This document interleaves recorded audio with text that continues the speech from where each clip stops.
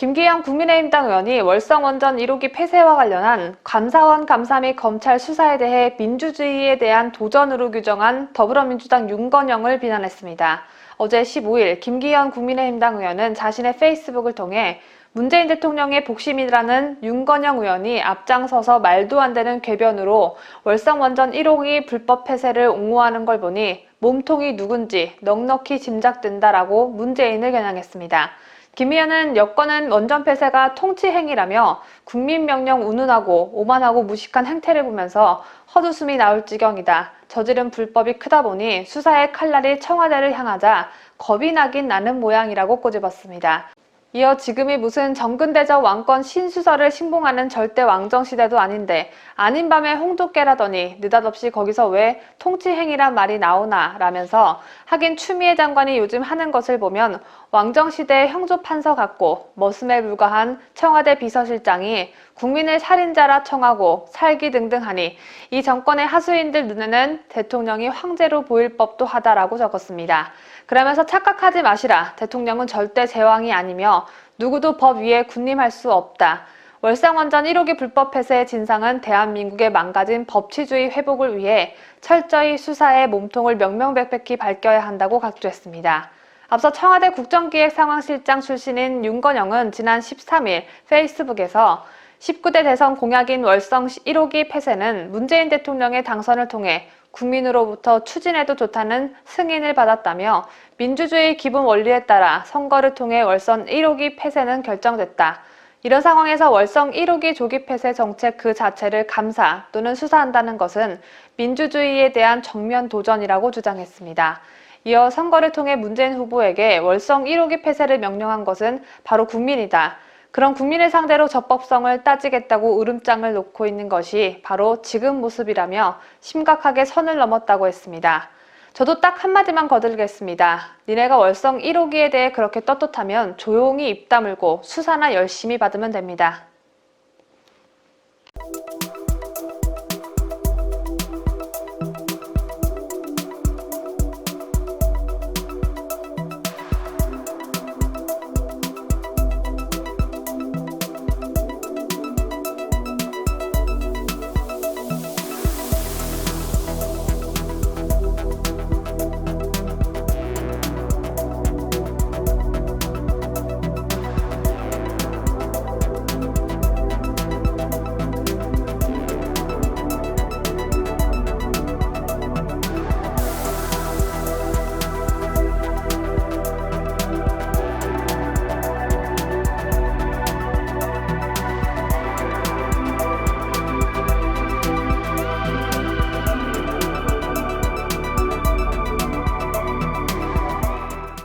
미국 대선 부정선거에 대한 논란이 끊임없이 제기되고 있는 가운데 연방선거관리위원회 위원장이 미국 대선에서 부정선거가 발생했음을 공식적으로 인정한 인터뷰가 회자되고 있습니다. 미국 연방선거관리위원회는 우리나라의 중앙선관위와 같이 미국 전역의 선거를 총괄하는 최고권위의 부서인데 선거와 관련한 최고기관의 위원장이 부정선거를 인정한 것은 매우 이례적인 일이라 할 수 있습니다. 그만큼 이번 대선에서 합법적이지 않은 투표들이 연방선관위원장이 보기에도 명백히 존재한다라는 뜻이겠죠. 강혜국 기자가 트레이 트레너 미국 연방선관위원장이 한 발언을 전합니다. 트레이 트레너 미국 연방선거관리위원회 위원장은 미국 방송매체 뉴스맥스에 출연해 미국 대선에서 부정선거가 저질러진 것으로 판단된다라면서 네바다에서 1만 명 이상의 네바다외의 거주자가 투표를 한 것이 발견된 점, 빈 투표지에 임의로 계속해서 마킹을 하고 있는 선관위 직원이 다수 발견된 점, 새벽 4시에 갑자기 주정부에서 관리하는 차량이 우편물을 싣고 왔으며 신원을 알 수 없는 경찰복을 입은 무리들이 합법적인 참관인을 통제했다는 사실 등을 언급했습니다. 부정선거가 다방면으로 이뤄졌다는 점을 조목조목 짚은 것인데 실제로 미시건과 펜실베이니아 등 경합주에서는 공통적으로 새벽 4시에 정체불명의 차량을 타고 신원을 알 수 없는 경관이 공식 참관인의 개표소 출입을 막는 사태가 벌어진 바 있습니다. 그런데 공교롭게도 같은 시각 바이든에게 몰표가 나왔고 모든 경합주에서 트럼프 대통령이 갑자기 역전을 당하는 신비로운 일이 펼쳐졌습니다. 또한 미시간의 디트로이트를 비롯해서 수많은 개표장에서는 공화당 참관인을 못 들어오게 막아놓은 상태에서 밖에서는 개표장 내부가 보이지 않도록 판지 등을 창문에 붙여 가리기도 했습니다. 또한 개표에 참가했던 한 선관위 직원은 이렇게 짧은 시간에 많은 투표를 집계하는 것은 불가능하다라는 증언도 나오고 있습니다. 미국 대선은 사기라고 확정 발언한 트레너 선관 위원장에 대한 발언을 국내외 주류 언론들은 보도하지 않고 있지만 이건 이제 그다지 중요한 문제는 아닌 것 같습니다. 미국 전역의 선거를 총괄하는 선관위원장이 부정선거를 인정했는데 무슨 말이 더 필요했을까요? 당선을 호소하는 바이든이 앞으로도 계속해서 당선을 호소할 수 있을지 귀추가 주목됩니다. 뉴스 데일리 베스트 강혜국입니다. 미국 대선의 공정한 개표를 요구하는 미국 국민들이 워싱턴 DC로 모여 대대적인 시위를 벌였습니다. 미국 현지 시각으로 지난 14일 열린 부정선거 시위에서는 트럼프 대통령을 지지하는 구호와 함께 부정선거에 대한 진상규명을 외치는 목소리로 가득했습니다.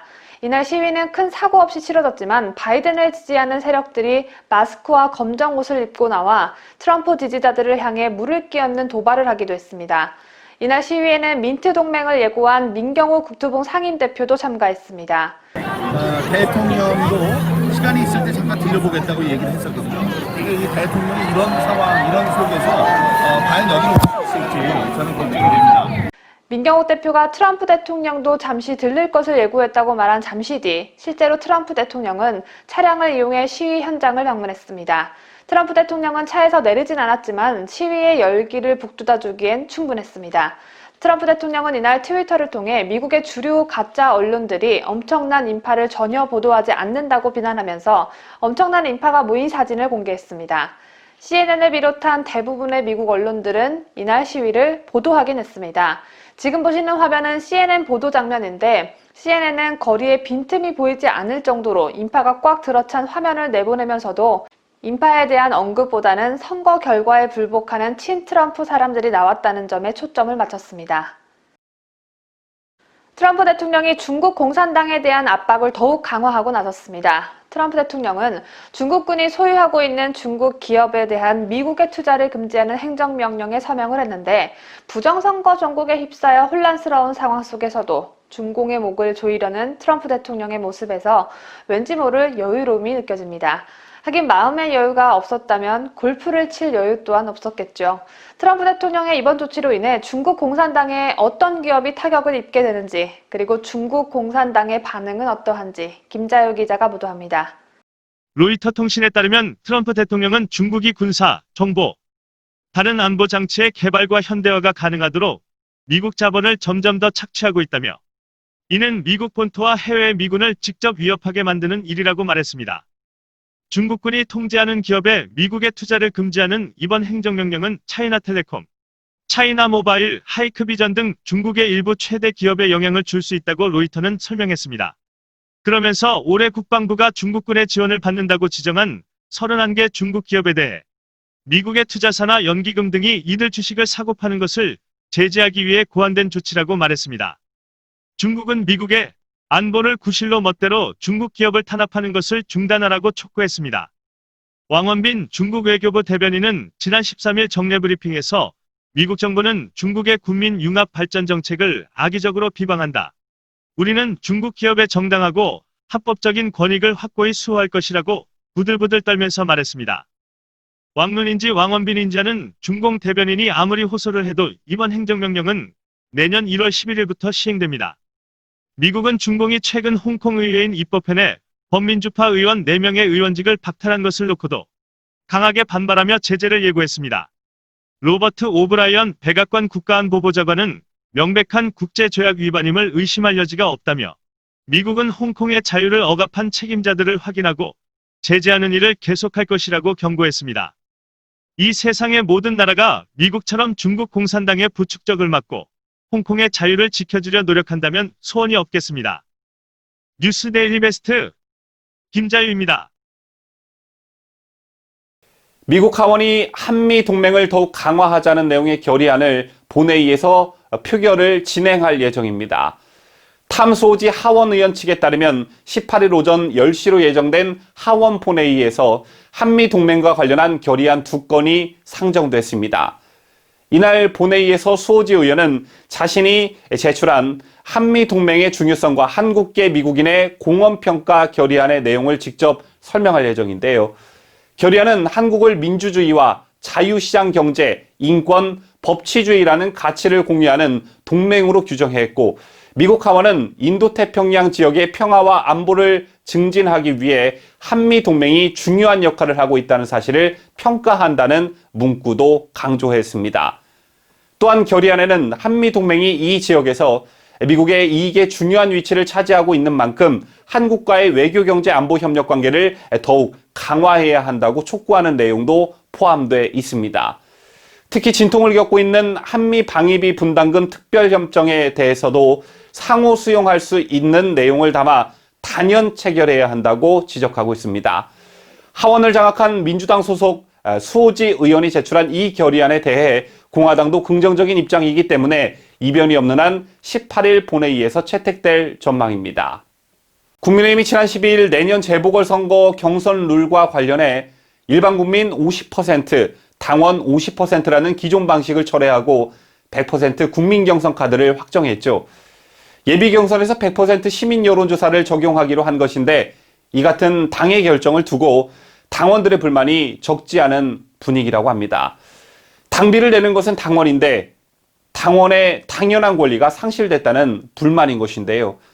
최근 국민의힘의 좌클릭 행보와 전통 지지층 경시로 불만이 산적했던 터에 기름을 부은 그런 모양새입니다. 이 같은 당의 결정을 두고 만약 이런 경선 방식 때문에 그간 언급된 외부 인사인 안철수, 금태섭 같은 인물이 서울시장 본선에 나간다면 과연 국민의힘이란 정당의 대표성을 띌 수 있겠느냐라는 비판도 제기되고 있습니다. 서울시장 만들어주고 이들이 차후 딴 살림을 차리기라도 한다면 이것 또한 낭패인데요. 국민의힘과 관련해 비판이 제기되고 있는 것이 또 한 가지가 있습니다. 그간 대선 후보와 관련해 이 사람은 안 된다, 저 사람은 안 된다라고 일종의 가이드라인을 꾸준히 암시해온 김종인 위원장이 입을 열었는데요. 김종인 국민의힘 비상대책위원장이 유승민 전 의원과 오세훈 전 서울시장, 원희룡 제주도지사를 당내 대권 주자로 거론했습니다. 김 위원장은 어제 언론 인터뷰 등을 통해 우리 당내에서 대통령 선거에 출마하려고 의사를 표명한 사람이 유승민, 오세훈, 원희룡 말고 더 있나? 라고 발언했는데요. 이것 외에도 오늘은 유승민 대선 캠프 사무실 개소식 겸 토론회에도 참석한다고 합니다. 자, 이런 발언과 행보를 보고 여러분께서는 어떤 생각들을 하셨습니까? 앞으로 당의 노선을 중도로 못 받고 보수파의 색채를 띠는 인물들은 대선판에 얼씬거리지도 마라 라는 일종의 겁박 같은 느낌이 드는데요. 김종인 비대위원장의 임기는 내년 4월까지입니다. 그리고 대선은 1년 반 정도가 남았죠. 김 위원장의 임기가 끝나는 내년 4월이 오면 김종인을 대체할 사람이 없다며 대선까지 비대위원장직을 연장하는 건 아닌지 참으로 걱정이 됩니다.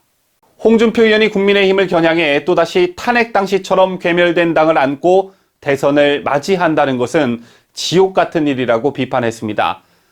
홍 의원이 이날 자신의 페이스북을 통해 더 이상 당이 실험 도구로 전락해서는 안 된다라며 이같이 밝혔는데요.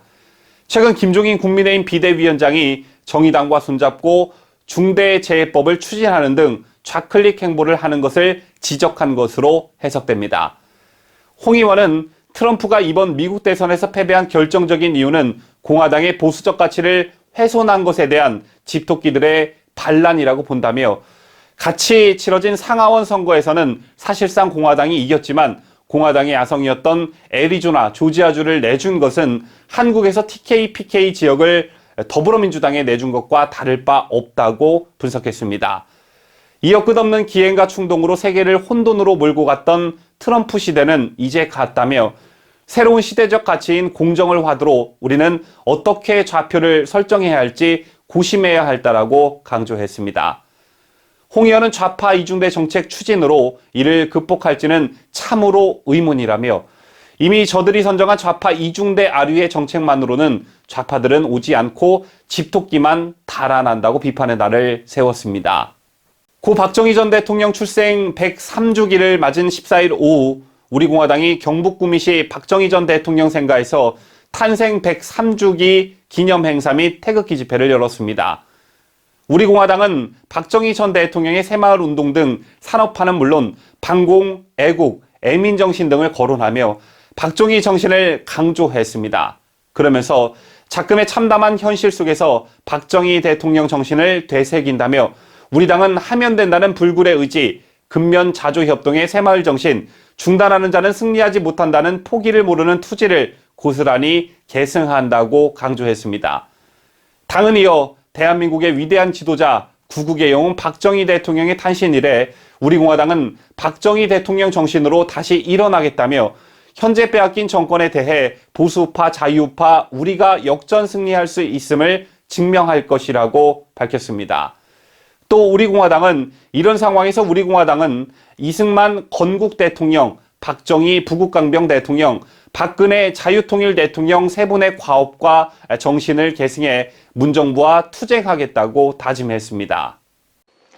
정경심 남편 되시는 분께서 한국 언론을 광견과 애완견에 빗대어 비판에 논란이 되고 있습니다. 노영민은 국민을 향해 살인자라고 하더니 조국은 이제 언론을 향해 미친 개라는 폭언까지 내뱉고 이 정권 사람들 입이 점점 더 거칠어지고 있습니다. 조국은 어제 15일 자신의 페이스북에 광견 취재와 애완견 취재 그리고 무취재라는 제목의 글에서 윤석열 검찰총장의 장모와 부인 그리고 나경원 전 원내대표 관련 각종 의혹에 대해 검찰 수사가 진행되고 있다며 언론은 유례 없이 차분한 보도 태도를 견지하고 있다고 썼습니다. 그러면서 자택 입구에서 새벽부터 심야까지 진을 치고 있지 않고 망원 렌즈 달린 카메라로 온 가족의 일거수일투족을 찍지도 않는다며 외출 또는 등산 가는 가족 구성원에게 돌진의 질문을 퍼붓지 않고 버스에까지 따라 타서 카메라를 들이대고 질문을 퍼붓지도 않으며 아파트 보안문을 통과해 계단 아래 숨어 있다가 귀가하는 가족 구성원에게 질문을 던지지 않는다고 했습니다. 이외에도 조국은 가족 차량 이동 시 취재 차량을 몰고 추격전을 하거나 가족 구성원이 무슨 차량을 타고 다니는지, 어느 식당에서 밥을 먹는지, 어떤 브랜드 안경을 착용하는지, 가족 구성원의 친구, 지인에 대한 탐문 등이 없다고 했습니다. 조국의 이 같은 글이 알려진 뒤 온라인에선 조국을 비판하는 댓글과 게시글들이 줄을 이었습니다.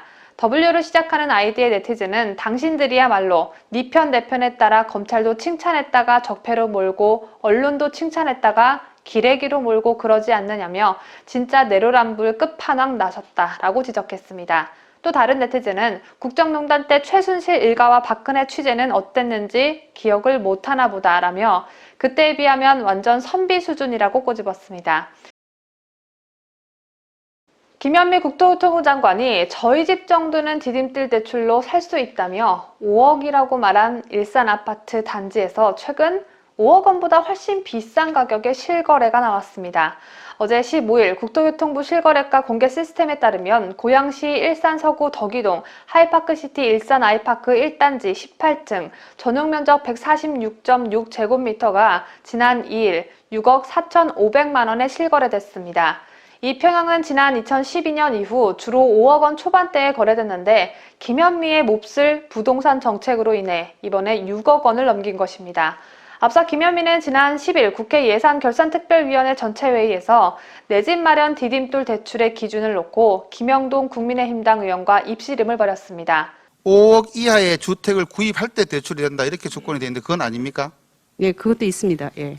지역에 따라 제가 가격대가 묻는 거는 좀 5억짜리 다릅니다. 아파트가 있냐 그걸 물어보는 겁니다. 5억짜리 아파트도 있죠. 수도권에도 아파트가 있는 거고요. 혹시나 의원님은 문촌마을 사시죠? 아까 예, 말씀하신 문촌마을은 문촌마을은 얼마 합니까? 지금 한 7, 8억 하죠. 예, 저희 집보다는 비싼데요. 예, 저희 집 정도는 디딤돌 대출로 살 수 있습니다. 그래요? 예. 그 서울 시내의 집값으로 기준을 했을 때는 절대 어렵다라는 취지의 말씀을 드립니다. 내 집 마련 디딤돌 대출은 정부가 지원하는 주택 구입자금 대출 상품인데 김현미는 본인 집이 디딤돌 대출을 받을 수 있는 가격인지 아닌지도 모르고 있던 것이었습니다. 하이파크시티 아파트 주민연합회는 김현미에게 본인 소유 아파트의 정확한 시세조차 확인하지 않은 채 부정확한 가격을 언급한 것을 사과하라고 요구했지만 김현미의 사과 소식은 아직 들려오지 않고 있습니다. 야당 측 고위공직자범죄수사처장 후보 추천위원인 석동현 변호사가 공수처 출범을 서두르는 여당의 아이러니에 대해 지적했습니다. 석 변호사는 15일 자신의 페이스북에 공수처가 생기고 실제 가동을 시작하면 공수처법 제2조에 따라 헌법 규정상 재임 중에는 소추도 할 수 없는 대통령에서부터 산부 요인과 대법관, 국회의원, 국무총리 및 각 부장관, 광역단체장, 검찰총장 및 검사, 판사, 장성급 장교 등등 우리나라 3급 이상 공무원이 전부 다 공수처의 수사 대상이 된다며 정말 법대로 작동한다면 공수처 등장에 대해 꺼림칙해하고 걱정해야 할 사람들은 상식의 눈으로 볼 때 누구여야 맞나? 라고 물었습니다. 이어 현재 힘이 있고 청탁등이 몰리며 장기 집권을 장담하는 여당 인사나 여당이 임명한 현직 고위공무원들일 것이라고 했습니다. 석 변호사는 공직자 본인뿐 아니라 그 가족도 수사 대상이라며 더 놀라운 것은 현직뿐 아니라 퇴직한 고위공직자, 현역을 면한 장성들도 계속 그 대상이다라고 꼬집었습니다. 또 퇴직자도 해당된다는 점 때문에 여권 인사들이 종종 윤석열 검찰총장을 공수처 1호 수사 대상으로 벼르지만 그래도 기본적으로 공수처의 주된 수사 대상은 현재 정권을 가지고 국정을 담당하는 정부 여당의 실세들과 그 가족이다라고 지적했습니다. 석동현 변호사는 그런데도 막상 공수처 설치에 적극적인 쪽은 여당 인사들이고 오히려 그 상황을 즐겨야 할 야당은 소극적이라며 아이러니 아닌가라고 했습니다. 석 변호사님 말씀대로 아이러니한 일이긴 하지만 더불어민주당 특기가 자승자박이라는 점에 기대를 걸어보는 건 어떨까요?